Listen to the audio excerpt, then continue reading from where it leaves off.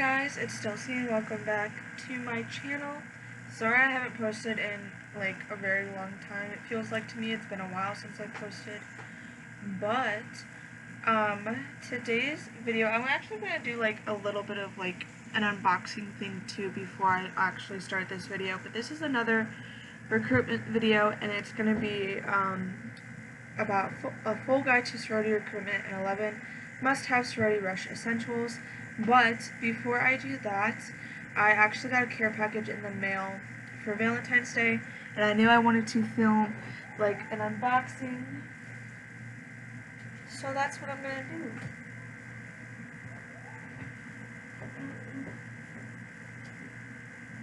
do. Okay, so this is what the box looks like. It's just a little cute Valentine's box thing.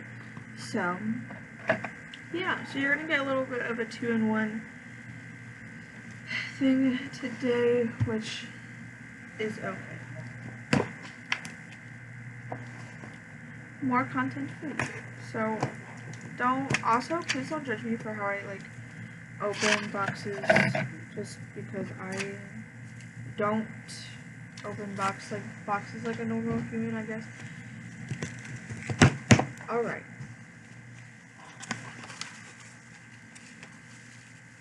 So, just some like of these hangy, I don't know what this is. I don't know. I'll keep them for my room for Energy Express. Really don't know what they are. But, so, the first thing in the box is just this, like, tell us what you think thing. Like, I've tried to use this, but I never end up winning anything. So, okay, so the first thing in here is this little chocolate Valentine's box thing, and it has a caramel piece, a strawberry cream piece, an orange cream piece, and a cocoa truffle. I do like these. If you see me like going this way, it's because I have like a candy box that's actually one of these boxes, and it's just filled with candy. So that's where all my candy goes. So next there's like some smaller things. So I have two Laffy Taffies, and they're the sour apple and the cherry kind, and then I got a milk chocolate Hershey's thing, and then a crackle with crisp rice thing. Next is a bag of Doritos, and then a bag of Fritos, some Oreos, and then two Tootsie Roll things, some of these chocolate hearts, double crisp things, two Airheads, and they're both strawberry, a box of these tiny conversation heart things, a bag of fruit snacks, and a thing of Mike and Ike's the Tropical Typhoon flavored, a granola bar, and this is the maple brown sugar kind, a pack of ramen, some popcorn, this You Amaze Me thing. I think it's like a chocolate maze thing. Never seen one of those before. And then the last three things are just another chocolate heart thing, another Hershey's thing, and then another cherry Laffy Taffy. Alright, so now into the recruitment content of this video. Like I said at the beginning, it's going to be a full guide to sorority recruitment, and then 11 must-have sorority rush essentials. So without further ado, let's get into the content. So the full guide to sorority recruitment. So for outfits, find pieces that are different and represent you. Don't wear something just to please the sisters, because we want to see you as you. Also, be classy. Some schools will tell you what to wear. I know at Wesleyan usually we have like a t-shirt that we want you to wear, and then like we'll kind of like tell you what else to wear, like, if there's a specific thing that you have to wear for, like, preference night and philanthropy night and stuff like that. So what to expect, it's not all about makeup and hair after bid day. If you had one, to kind of relate after that, like, it may seem like the recruitment process, like, Wesleyan, we have, like, a really, like, different, recruitment process in the fall, where we just host parties, and then everything else, like, that we don't have, like, a formal recruitment until the spring. So, like, I know, like, spring recruitment, or even, like, fall recruitment, depending on the school that you go to, like, we'll have, like, you have to, like, a formal recruitment both semesters, and so, like, where you have to, like, wear makeup and look nice, but after bid day, it usually isn't like that at all. Like, I hardly wear makeup for, like, a lot of things from the sorority. Sometimes I'll put, like, just, like, some mascara on, and my hair will be in a ponytail. If you had one bad experience, it may just be that one girl out of however many girls there are. So if you just go into recruitment and you had a very awkward conversation with one person, and then then another girl comes to talk to you that same night, and you guys have a better conversation. It might have just been, like, you didn't have a great connection with that first sister, but you have connections with other sisters, and that is totally okay. If you talk to nice girls that you relate to, you most likely will find your friends at that sorority. So what to bring, blotting sheets, sunscreen if your school has houses and you'll be traveling, Advil, most of the times, I know at Wesleyan, because our sorority, we have suites for our sororities and not houses, so being in, like, a bit, like, not like a decent sized room with, like, a lot of girls crammed in there at once, and everyone talking at once, you could get a headache. Some water, you'll be talking a lot. A fan for, like, if, like, the sunscreen thing, if you're going to be moving from house to house and it's hot outside, you'll need one. And then snacks, for in between, like, parties and events and houses and stuff like that. So, conversations.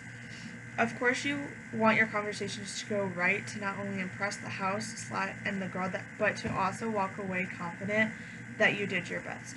If you, like, I know from, like, me personally, like, other girls, like, they walk into a sorority suite ready for recruitment and they're nervous. Like, that's, like, okay. It's okay for you to be nervous, but as long as you have a good conversation with the sisters that you talk to that night, you will have, like, a good, like, you'll walk out confident if you have a good conversation and be like, this is, like, I feel like I could fit in here.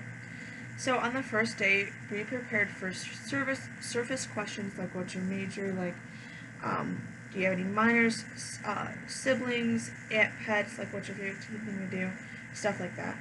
So each day will carry deeper conversations.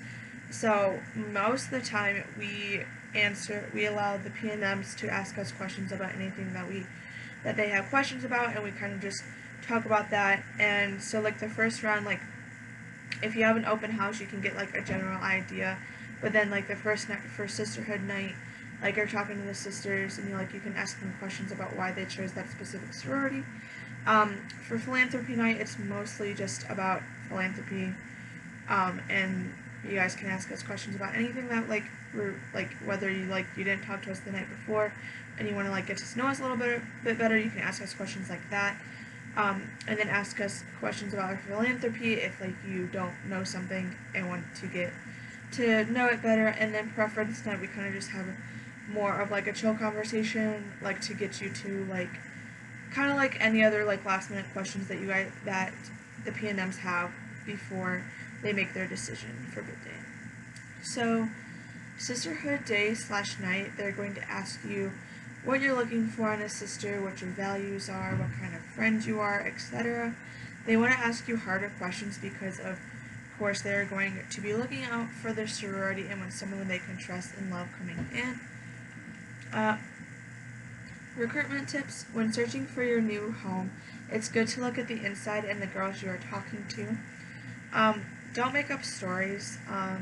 We want to see you as who you are, and if you're making up stories, then we can't, like, yeah.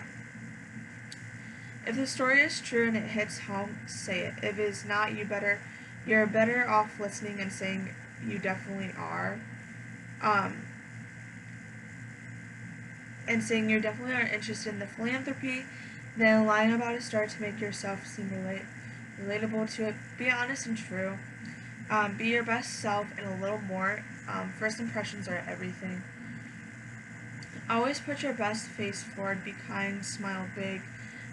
Don't try to hide behind someone that you're not. If you're rushing as a sophomore or a junior, you are just as equal as the others.